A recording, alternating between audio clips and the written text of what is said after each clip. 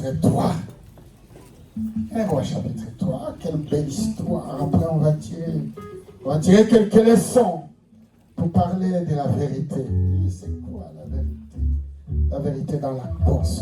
1 Roi chapitre 3. Sœur Aline, tu viens, toi tu me liras encore Jean chapitre 8. On va établir le lien. Toi tu me liras Jean chapitre 8. Tu liras du verset 30 au verset 36. Et puis moi je vais lire 1 Roi chapitre 3. Du verset 16 au verset 18. Si tu es prêt à lire avec moi, lève un peu la main pour voir si tu es là. Dis un peu un amen, je veux savoir si tu es là. Dis un amen de la jeunesse, de la peine de temps. Ah, c'est bien, vous êtes là. Il est écrit, 1 Roi chapitre 3. Il est mon texte. Belle histoire. Verset 16. Alors 2 femmes prostituées vinrent chez le roi et se présentèrent devant lui. L'une des femmes dit, « Pardon, mon Seigneur, moi et cette femme, nous demeurions dans la même maison et j'ai accouché près d'elle dans la maison. 3 jours après, cette femme a aussi accouché. Nous habitions ensemble. Aucun étranger n'était avec nous dans la maison. Et il n'y avait que nous 2. Le fils de cette femme est mort pendant la nuit, parce qu'elle s'était couchée sur lui. Elle s'est levée au milieu de la nuit. Elle a pris mon fils à mes côtés, tandis que ta servante dormait. Elle l'a couché dans son sein, et son fils qui était mort, elle l'a couché dans mon sein. Le matin, je me suis levé pour allaiter mon fils, et voici, il était mort. Je l'ai regardé attentivement le matin, et voici, ce n'était pas mon fils que j'avais enfanté. L'autre femme me dit au contraire, c'est mon fils qui est vivant, et c'est ton fils qui est mort. Mais la première répliqua, nullement c'est ton fils qui est mort, et c'est mon fils qui est vivant. C'est ainsi qu'elles parlèrent devant les rois. Les rois dit, l'une dit, c'est mon fils qui est vivant, et c'est ton fils qui est mort. Et l'autre dit, nullement c'est ton fils qui est mort, et c'est mon fils qui est vivant. Puis il ajouta, Salomon, apportez-moi une épée. On apporta une épée devant les rois. Et les rois dit, coupez en 2 l'enfant qui vit, et donnez-en la moitié à l'une et la moitié à l'autre. Alors la femme dont le fils était vivant sentit ses entrailles s'émouvoir pour son fils, et elle dit au roi, ah mon Seigneur, donnez-lui l'enfant qui vit, ne le faites point mourir. Mais l'autre dit, il ne sera ni à moi, ni à toi, coupe-le. Et le roi prenant la parole dit, donnez à la première l'enfant qui vit, et ne le faites point mourir, c'est elle qui est sa mère. Tout Israël a pris le jugement que le roi avait prononcé, et l'on craignait le roi, car on vit que la sagesse de Dieu était en lui pour les diriger dans ses jugements. Parole du Seigneur. Amen. On écoute très rapidement aussi Jean chapitre 8, du verset 30 au verset 36. Comme Jésus parlait ainsi, plusieurs crurent en lui. Comme Jésus parlait ainsi, plusieurs crurent en lui. Et il dit aux Juifs qui avaient cru en lui, si vous demeurez dans ma parole, vous êtes vraiment mes disciples. Vous connaîtrez la vérité, et la vérité vous affranchira. Ils lui répondirent, nous sommes la postérité d'Abraham, et nous ne fûmes jamais esclaves de personne. Comment dis-tu, vous deviendrez libres? En vérité, je vous le dis, leur répliqua Jésus, quiconque se livre au péché est esclave du péché. Or, l'esclave ne demeure pas toujours dans la maison, le Fils y demeure toujours. Si donc le Fils vous affranchit, vous serez réellement libres. Je sais que vous êtes la postérité d'Abraham, mais vous cherchez à me faire mourir parce que ma parole ne pénètre pas en vous. Je dis ce que j'ai vu chez mon Père, et vous, vous faites ce que vous avez entendu de la part de votre Père. Ils lui répondirent, notre Père c'est Abraham. Jésus leur dit, si vous étiez enfants d'Abraham, vous feriez les œuvres d'Abraham. Mais maintenant, vous cherchez à me faire mourir, moi qui vous ai dit la vérité, que j'ai entendue de Dieu. Cela, Abraham ne l'a point fait. Vous faites les œuvres de votre père. Ils lui dirent... Nous lisons seulement jusqu'au verset 36. Si donc, Parole du Seigneur. Amen. Nous prenons place. Si donc les fils vous affranchissent, vous serez réellement libre. Bien-aimé, Dieu veut que tu sois libre. Est-ce que quelqu'un peut dire avec moi, Dieu veut que je sois libre? Oh, dis-le plus fort, dis-le 3 fois, Dieu veut. Oh, plus fort, je veux voir une jeunesse qui dit cette parole plusieurs fois. Dieu veut que je sois libre plusieurs fois, dis-le avec la main levée. Dieu veut que je sois libre plusieurs fois. Dis-le plusieurs fois, la jeunesse. Dieu veut que je sois libre, Dieu veut que je sois libre. Au nom de Jésus, dis Amen, dis Amen. Gloire à Dieu. Alors, je continue de parler de la course. La course, sans doute, c'est l'expression de ce que nous avons expérimenté devant Dieu. C'est-à-dire que nous avons embrassé la parole de Dieu. Tu me suis toujours? Si tu me suis, lève un peu la main, je veux voir si quelqu'un me suit.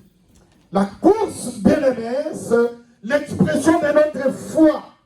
Quand nous avons accepté la parole, quand la parole nous a touchés, et quand cette parole a commencé à produire des effets positifs dans notre vie, et quand nous nous disons que nous appartenons à Jésus pour la vie, et nous lui avons donné tous les domaines de notre vie, et Dieu a commencé à produire la vie dans notre vie, nous disons que désormais, nous sommes rentrés dans une nouveauté de vie. Ce n'est plus moi qui vis, mais c'est Christ qui vit en moi, parce que je suis en train de voir ce que Jésus fait dans ma vie. Oh, personne ne dit amen. Qui voit la grandeur de Dieu dans sa vie? Oh, moi, je vois la grandeur de Dieu dans ta vie. Je vois Dieu faire des grandes choses ici. C'est-à-dire, ce que nous disons ici produit la vie ici. J'ai vu des malades venir avec des béquilles, et j'ai dit, tu vas laisser ce béquille. Oh, je connais des églises qui mettent des béquilles comme ça. Je crois qu'on va commencer à collectionner des béquilles. Mais je suis sûr qu'il n'y aura pas assez de place. Parce qu'elles sont tellement nombreuses. Oh, quelqu'un dit amen? Dieu fait de grandes choses ici. Si tu expérimentes l'amour de Dieu, si tu as goûté la grandeur, la puissance et l'amour de Dieu dans ta vie ici, je parle d'ici, alors le Seigneur t'invite à poursuivre ta course. C'est-à-dire que ne lâche pas prise. Viens toujours, continue à poser des bonnes actes. Et c'est comme ça que tu vas rentrer dans le plan de Dieu, dans l'accomplissement de ce que Dieu a envie de faire dans ta vie. Je suis sûr que nous avons tous des projets ici. Si tu n'as aucun seul projet, encore une fois, je t'invite à formuler des projets. Et tes projets vont s'accomplir. Recommande ton sort à l'Éternel. Mets toute ta confiance en lui et tes promesses et tes projets s'accompliront. Voilà ce que j'ai dit. Moi, j'ai déjà vu des gens venir ici avec des béquilles. J'ai dit, ne t'en fais pas. Dans très peu de jours, tu vas lâcher ces béquilles. Et ce que j'ai dit de la part du Seigneur s'est accompli. Dieu a guéri. Dieu a béni. Nous avons béni de mariage ici. Des gens qui étaient malades, Dieu a guéri. Des malades incurables, Dieu les a guéris. Des gens qui étaient incrédules, qui n'ont jamais cru à la parole de Dieu. Dieu a sémé l'amour de Dieu en Christ Jésus. Vous êtes très nombreux ici. Des gens qui ne croyaient pas. Et si quelqu'un est ici qui ne croit pas, je t'invite à croire que Jésus est Seigneur et Sauveur. Il n'y a pas de vie sans Jésus. Il n'y a de vie qu'en lui. Et j'aime bien le témoignage de celui qui nous rapporte le texte de Jean. L'apôtre Jean était un homme extraordinaire. Il était un fidèle collaborateur, un homme de confiance de Jésus. Et il témoigne de ce qu'il a vu et il raconte. Il fait sa narration. Il raconte et il dit ce qu'il a vu. Et il donne le témoignage de sa conviction à la personne de Jésus. En poursuivant sa course jusqu'au bout. Voilà ce que je souhaite que toi tu fasses. Poursuivre ta course jusqu'au bout de tes peines. Et peu importe les obstacles qui viendront. Et Jean, c'est le seul apôtre qui a commencé son récit, sa narration, par dire, au commencement était la parole. La parole était avec Dieu. La parole était Dieu. Il a été envoyé parmi les siens. Mais les siens ne l'ont pas reçu, verset 12. Mais à tous ceux qui l'ont reçu, la parole de Dieu a donné à ceux-là qui ont accepté la parole le pouvoir de devenir enfants de Dieu. Non pas ceux qui sont nés de la chair et du sang, mais ceux qui sont nés de l'esprit. Et quand on accepte cette parole fait de toi une nouvelle personne qui va rentrer dans les cieux et qui va vivre la bénédiction de Dieu ici-bas. Quelqu'un croit ce que je dis? Alors dis Amen, dis Amen, c'est vrai. Dieu bénit ici des gens. Je sens que Dieu veut bénir encore son église, tout le monde ici. Sans aucune exception. Ça, c'est la voix de ma foi qui dit, Dieu veut encore bénir et transformer la vie des gens. Alors, dans le texte de Jean que nous avons lu, chapitre 8 de l'évangile selon Jean, il y a deux catégories de personnes que Jésus cite. Et c'est Jean qui raconte. Vous savez, on identifie la personne par ses récits, par son histoire qu'il écrit. Je voudrais que tu comprennes ce que je veux dire. On va t'identifier quand toi tu parles, quand tu écris. Et quand tu dis ce que toi, tu dis, tu le fais. Alors on saura que tu es une bonne personne. La vérité, ce n'est pas ce que nous disons, c'est ce que nous faisons. Parce qu'aujourd'hui, je parle de la course, mais en disant la vérité. La course, nous devons la poursuivre, mais quand nous disons la vérité. C'est-à-dire, nous devons continuer d'exercer notre foi, mais en disant la vérité. Tu m'entends? Si tu dis la vérité, tu vas pouvoir poursuivre ta course. Et la vérité n'est pas une vertu quelconque fabriquée par tes propres pensées. La vérité, c'est une personne qu'on appelle Jésus. Si tu crois, dis Amen. La vérité, ce n'est pas ce que toi tu dis. La vérité, c'est ce que tu fais. Tu peux pas raconter tout ce que tu veux. Mais si tu ne vis pas, c'est-à-dire si tu ne fais pas ce que tu dis, donc tu ne dis pas la vérité. Mais Dieu veut que nous disions et que nous fassions ce que nous disons. Quelqu'un a envie de faire ce qu'il dit. Dieu veut que tu fasses, que tu vives ce que tu dis. C'est ça, la définition de la vérité. Alors, l'apôtre Jean qui raconte ça, il donne deux catégories. C'est Jésus lui-même qui donne les deux catégories de personnes. Quand il parle à une multitude de gens, alors cette multitude de gens s'était divisée en deux groupes. Mais je préfère que toi et moi nous restions dans le premier groupe. Des gens qui ont cru. Ceux-là qui ont cru, parce que la foi est une question d'acceptation de la vérité. Et la vérité, c'est Jésus. Quand le Seigneur parle, la première catégorie de personnes a cru. Et quand ils ont cru, leur vie a changé. Leur vie a été bénie. Leur vie a été transformée dans le bon sens de la parole. Et ils ont pris la ferme décision parmi ces personnes, ces gens, en se disant, quoi qu'il arrive, je resterai fidèle auprès de Jésus. Quels que soient les moments qui viendront, Jésus, je serai toujours avec toi. Quels que soient les moments d'agitation qui viendront, Jésus, mon Seigneur, je serai avec toi.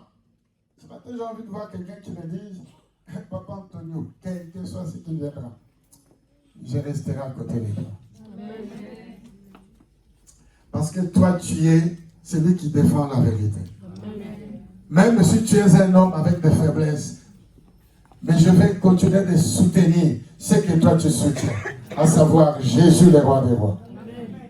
Je vais m'attacher à tout ce que tu me dis, parce que ce que tu me dis, c'est la vérité. Je t'assure que si tu t'attaches à ce que je te dis, ta vie va monter en puissance. Et tu vas arriver là où Dieu veut que tu arrives. Alors dans cette catégorie, très rapidement, la première catégorie a cru. Et leur vie a été bénie. Bénie d'une manière extraordinaire.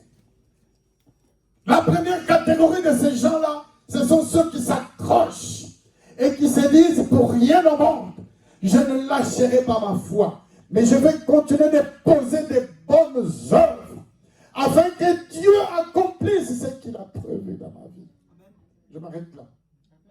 Pour toi et pour moi, nous restons dans cette catégorie. Je vais continuer d'exercer ma foi.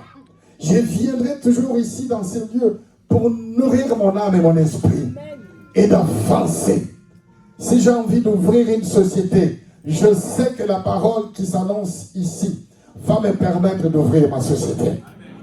Je sais que si je suis malade, la parole qui s'annonce ici va me guérir.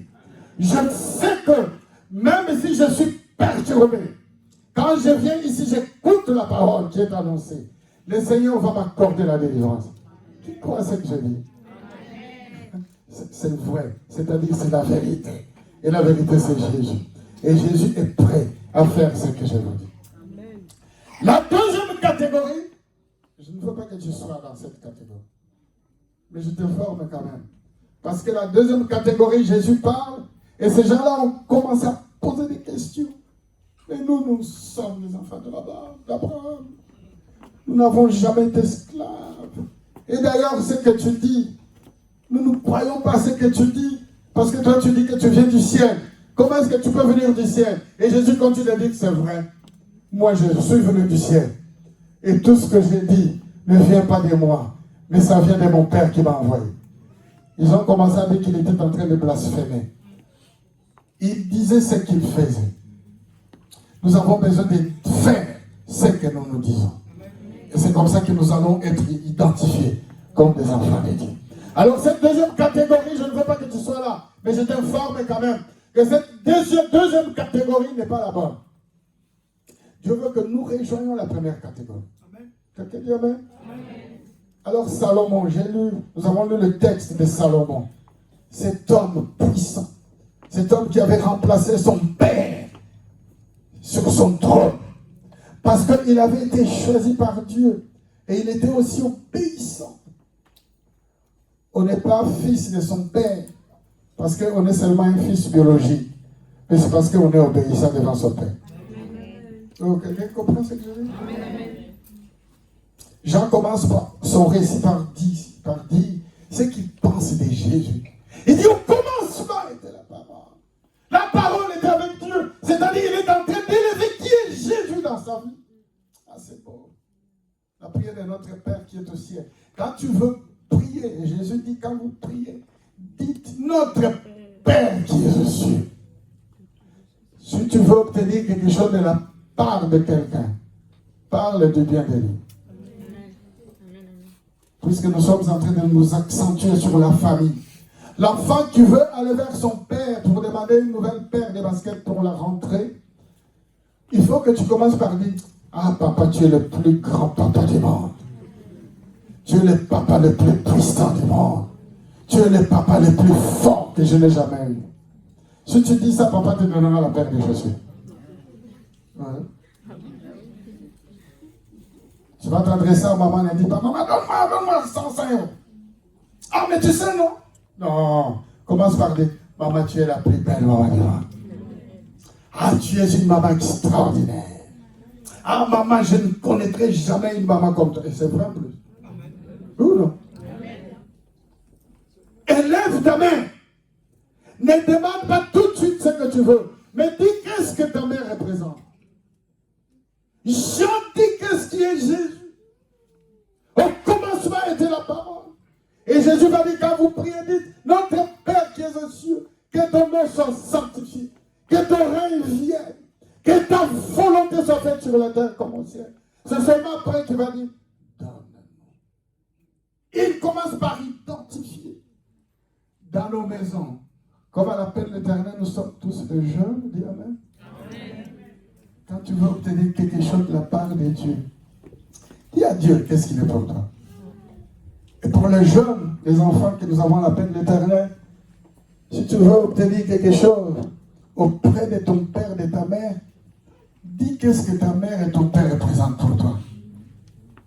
un père extraordinaire.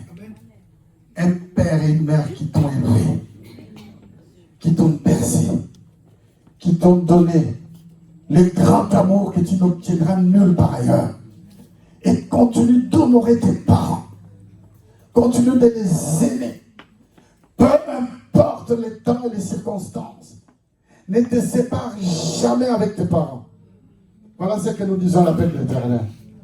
Tous les enfants doivent respecter leurs parents. Les jeunes, vous m'entendez? Peu importe le caractère de tes parents, tu dois les aimer, tu dois les supporter. Tu dois les aimer très profondément tels comme ils sont. Et c'est comme ça que tu verras l'accomplissement des promesses de Dieu dans ta vie. Ne te sépare pas avec tes parents. Aime tes parents. Attache-toi à tes parents. Et c'est comme ça que la bénédiction de Dieu viendra dans ta vie. Quelqu'un dit amen? Amen. Alors Salomon est devenu roi. C'est beau ça. Je vais m'arrêter là pour on va prier. Quand Salomon devient roi, alors à Gabaon, Dieu va parler à Salomon, le fils de David.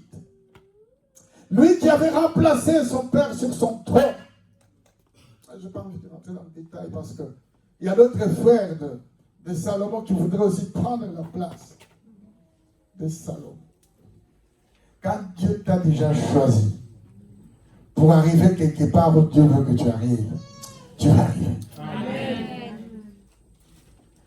Personne n'empêchera l'accomplissement du plan de Dieu dans ta vie. Amen.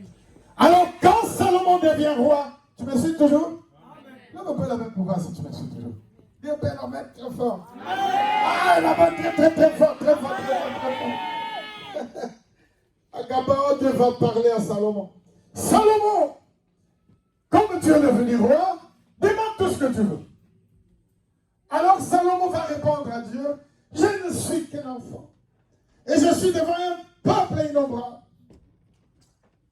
Sois toujours humble dans ta vie. Parce que Dieu va t'exalter quand tu es humble. Ne t'élève pas. Abaisse-toi. C'est comme ça que Dieu va t'élever. Il était déjà roi.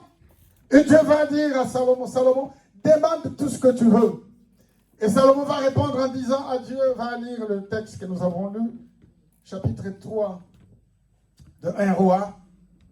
Seigneur Dieu, je ne suis que petit enfant, devant un peuple très nombreux. Je ne sais pas comment faire, comment diriger ce peuple. Seigneur, accorde-moi seulement les discernements. Donne-moi seulement la sagesse pour conduire ce peuple.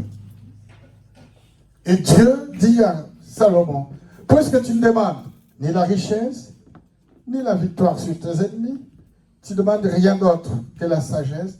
Je t'accorde la sagesse, l'intelligence, et je t'accorde la victoire sur tes ennemis, et je t'accorde la richesse. Ce que tu n'as pas demandé, moi je te l'accorde. Quand tu es humble devant Dieu, quand tu pries, Dieu te donnera au-delà de ce que tu demandes. Toi, tu voulais avoir seulement une maison, Dieu va te donner 2 maisons ou 3. Parce que tu es humble devant Dieu. Alors, il fallait que Salomon soit testé dans la sagesse qu'il a eue. C'est comme ça que quand nous arrivons au verset 16, 2 prostituées. Encore 2 catégories de personnes. Tu me suis toujours? Dans la vie, nous serons toujours confrontés devant le bien et le mal. C'est-à-dire, nous serons toujours confrontés devant les mensonges et la vérité. Parce qu'aujourd'hui, je parle de la vérité. La vérité dans la course.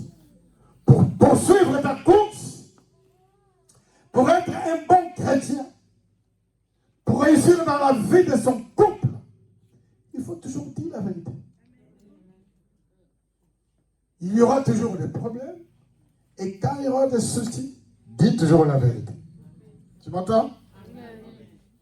À l'école, tous les jeunes de la paix de l'Éternel ne trichent jamais, ne trichent pas. Va à la bibliothèque, prépare tes cours. S'il faut ne pas dormir, ne dors pas. Travaille tes cours, mais ne triche pas. Parce que Dieu te bénira. À la paix de l'Éternel, nous allons voir beaucoup d'ingénieurs. Beaucoup d'ingénieurs. Nous allons avoir des cadres dans cette église. Nous allons avoir des mamans qui ont 60 ans, 70 ans, mais qui doivent avoir leur permis de conduire. Comme maman Martine, bientôt elle va avoir sa voiture. Maman Martine va avoir son permis de conduire.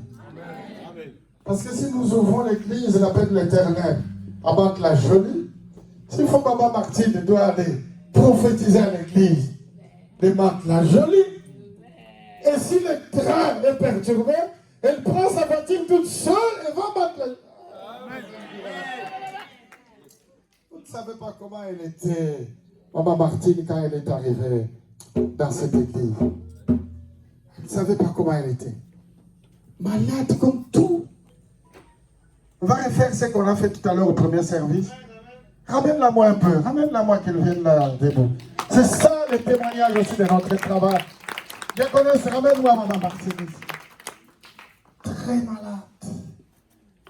Maman Martine, elle est fruit de notre travail que nous faisons ici. Et tu vas voir comment Dieu va te rajeunir toi aussi. Amen. Si Dieu est en train de rajeunir, oh comment elle est très belle cette femme.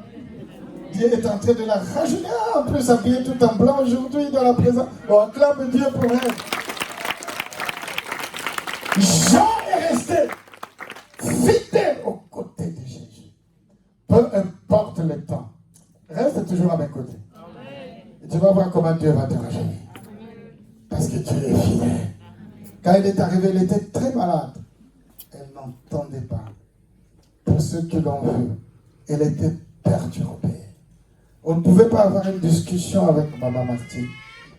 Au fur et à mesure qu'elle entendait la parole que nous avons su, Dieu l'a restaurée, la voici aujourd'hui. Dieu va continuer à la restaurer. Dans quelques temps, vous verrez maman Martine avec son permis de conduire sa voiture. Si maman Martine aura son permis, alors toi, il faut que tu aies ton permis. Comme ça, Dieu va te bénir. Amen. Amen. Très fort. Et tu peux la ramener. Salomon devient roi. Ah, tu m'entends toujours? Deux prostituées. Encore deux groupes de personnes. Deux prostituées. Il fallait que Dieu teste la sagesse de Salomon. J'ai envie de te dire, bien-aimé, quand tu commences à monter en puissance, Dieu viendra tester ce que tu as reçu. Je reviendrai sur ce message. Le test de preuve. Même si tu montes en puissance, Dieu viendra pour tester. Tu as déjà vu quelqu'un qui veut aller à l'université sans passer le bac? Tu as déjà vu? Tu n'as pas eu ta licence, après tu vas avoir le master? Non? Il faut passer le test. Et avant de passer le test, il faut travailler dur. Et c'est ce que nous disons à l'appel de l'Éternel. Rempli de l'onction du Saint-Esprit, mais il faut que tu sois aussi très intelligent. C'est-à-dire, il faut que tu aies la tête pleine de connaissances. Pleine. Il faut que tu sois bien-aimé, rempli de diplômes. Et quand tu vas ouvrir ta bouche, tu vas annoncer les oracles de Dieu, rempli du Saint-Esprit. Et quand on va voir, tu es bâclé de plusieurs diplômes. C'est ce que Dieu veut pour nous tous ici. Un modèle d'église extraordinaire. C'est ça la Bible éternelle.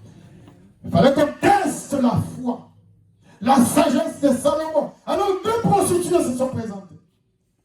Au roi, c'est la première catégorie. Nous allons rester tous dans la première catégorie. Dis amen.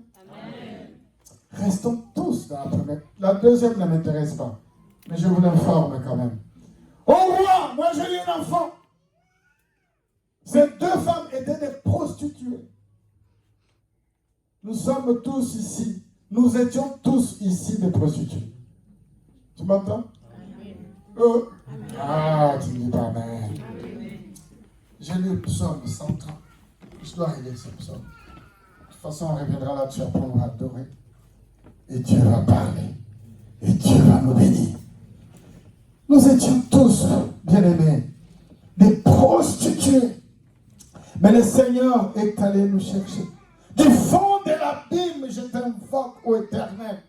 Nous étions tous dans l'abîme. C'est-à-dire nous étions tous des prostituées. C'est-à-dire que nous nous comportions tous avant d'écouter la parole, avant d'accepter Jésus comme Seigneur et Sauveur. Nous étions tous des prostituées. C'est pas grave même si tu ne dis pas Amen. Non, ne dis pas Amen, c'est pas grave. Toi, tu n'as jamais commis de péché, toi. Non, jamais du tout. Tu es comme un petit poussin qui n'a jamais commis de péché. Non. Tu es tellement propre. Psaume 130. Seigneur, écoute ma voix. Que tes oreilles soient attentives à la voix. Verset 2. Si tu gardes les souvenirs des iniquités éternelles, Seigneur, qui pourrait subsister? Qui pourrait subsister? Va relire cette psaume 130. Qui pourrait? Le verset 2. Nous étions tous des prostituées. Mais par la grâce de Dieu, nous sommes passés à la première catégorie des prostituées. Celle qui se présente, la première qui se présente devant Salomon dit, Seigneur, j'ai eu mon enfant. Et le troisième jour, ma copine, mon amie, a eu aussi un enfant. 3. Pourquoi 3? Parce que 3, c'est la toute-puissance de Dieu. Dieu le Père, Dieu le Fils et Dieu le Saint-Esprit. 3, c'est le chiffre de la résurrection de notre Seigneur. C'est le chiffre de la régénération, de la restauration. Dieu est venu restaurer son peuple, réconcilier son peuple le troisième jour. Nous étions voués à mourir, mais le troisième jour, Jésus est ressuscité pour nous redonner une nouvelle identité. Troisième. Mais le troisième jour, ma copine aussi a eu un enfant. Et puis nous dormions. Et quand nous étions en train de dormir, elle s'est couchée sur mon bébé. Tu m'entends? Et mon bébé est mort. Et au réveil, j'avais envie d'allaiter mon bébé. Et j'ai trouvé que mon bébé était mort. Mais quand j'ai bien vérifié, ce n'était pas mon bébé. Une mère reconnaît toujours son bébé. Même s'il y a 1000 bébés, la maman reconnaîtra que c'est lui qui est mon bébé. La maman dit, la première catégorie, ce n'est pas mon bébé qui est mort. Mon bébé, c'est celui-là. Et l'autre prostituée dit, non, nullement pas. C'est ton bébé qui est mort. La discussion était tellement grande. Tu m'entends toujours? Amen. Tellement grande la discussion. La discussion est arrivée aux oreilles du roi. Il fallait que le roi tranche. Tu seras toujours confronté à la vérité et au mensonge. Reste du côté de la vérité. C'est comme ça que nous allons poursuivre notre marche. Et nous continuons de dire à la paix de l'Éternel que l'homme doit toujours dire toute la vérité à sa femme. Les hommes qui sont ici, en commençant par moi, il faut que je dise toujours toute la vérité à maman Suzanne, qui est en train de venir. Je crois que son avion a atterri à Orly. J'ai tellement envie qu'elle soit là. Amen. Oh, amen. Amen. C'est moi qui aime la voir toujours à mes côtés. Quand je la vois, elle m'inspire. Samedi 21 novembre. C'est le 21? Ah, nous aurons une grande réunion ici que maman Suzanne va diriger. Amen. 23. Avec toutes les familles des Antilles. Ah, ne manque pas cette réunion. Romain, il faut que tu ramènes ton père, ta mère, ta grand-mère, ton grand-père. Ramène tout le monde ici. Parce que Dieu va venir. Nous sommes en train de nous appesantir sur la famille. Dans la maison, il faut que le mari dise toute la vérité à sa femme. Il faut que le mari dise combien il gagne à sa femme. Il faut que la femme ait les codes secrets de ta carte bleue. Amen. De toutes tes cartes bleues. Si tu en as 5, la femme doit avoir les codes secrets de toutes tes cartes bleues. Amen. Il faut que la femme ait le mot de passe de tous tes réseaux sociaux. Voilà. Il faut que la femme sache avec qui tu parles tout le temps. Il faut dire la vérité. La vérité n'est pas ce que nous disons, c'est ce que nous faisons. Alors si tu dis la vérité, pourquoi tu vas cacher? Mais tu caches quoi? Tu caches? Si tu caches rien, alors tous tes mots passent. Même ton téléphone. Il faut que ta femme ait accès à ton téléphone. Ne va pas toujours aux toilettes ou bien à la cuisine pour parler quand quelques personnes t'appellent. Mais qu'est-ce que tu caches? Mais ne cache rien. Et c'est vice-versa. Il faut que la femme dise combien elle gagne à son mari. Tout ton argent, il faut dire à ton mari. Le mari aussi doit dire à la femme tout l'argent qu'il gagne. Et on aura à la maison un seul budget. C'est comme ça qu'il y a des divorces. Le mari cache l'argent à sa femme, la femme cache l'argent à son mari. La femme fait ses affaires de son côté, l'homme fait ses affaires de son côté. Si nous avons des familles unies, solides, nous aurons une église très solide. Il faut que les enfants soient obéissants et disent toute la vérité à leurs parents. Les enfants, dites tout ce que vous faites à vos parents. Quand tu arrives le soir, raconte toute ta journée. Avec qui tu as parlé? Qu'est-ce que vous avez parlé?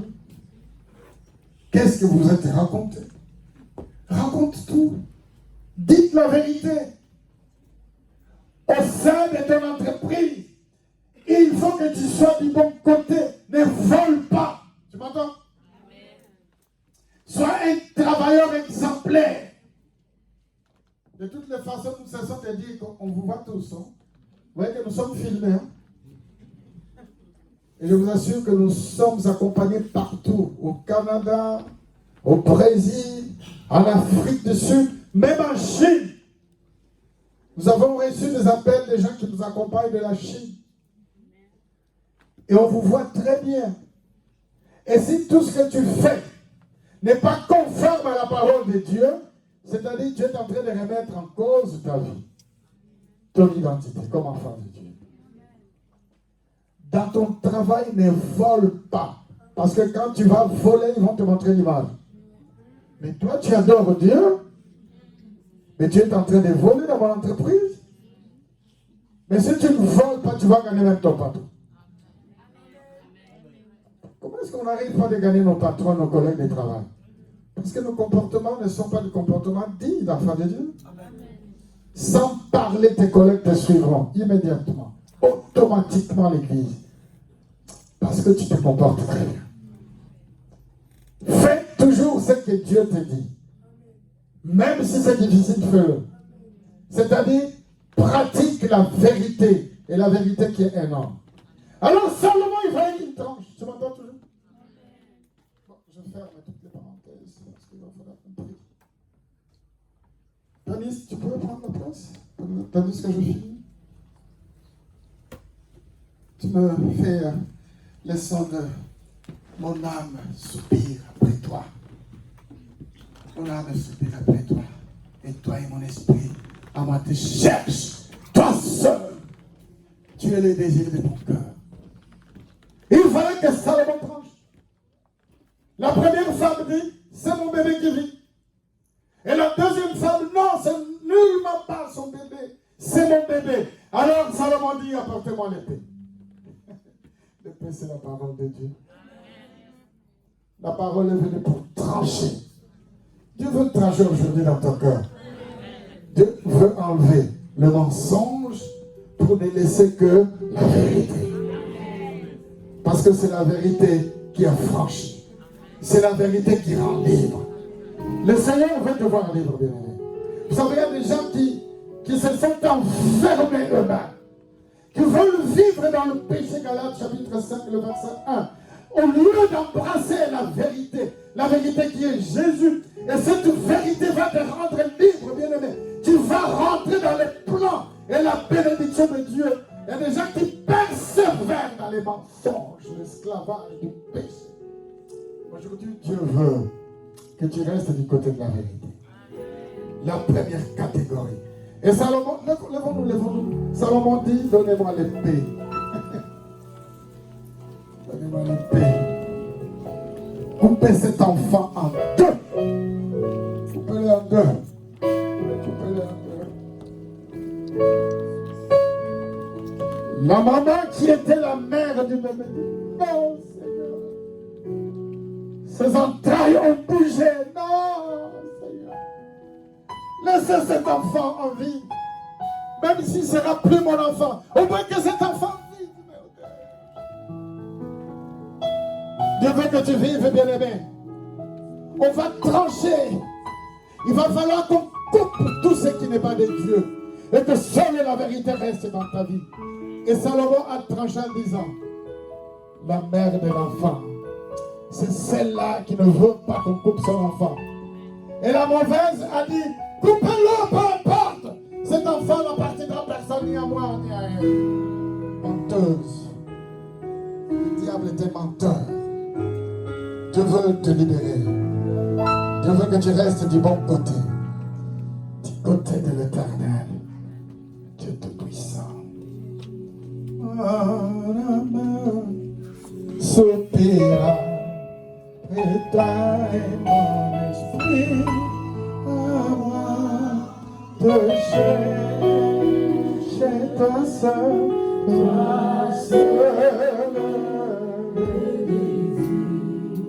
de mon cœur, je vis pour t'adorer. Mon âme, soupira, éteins mon esprit à moi de chercher ta seule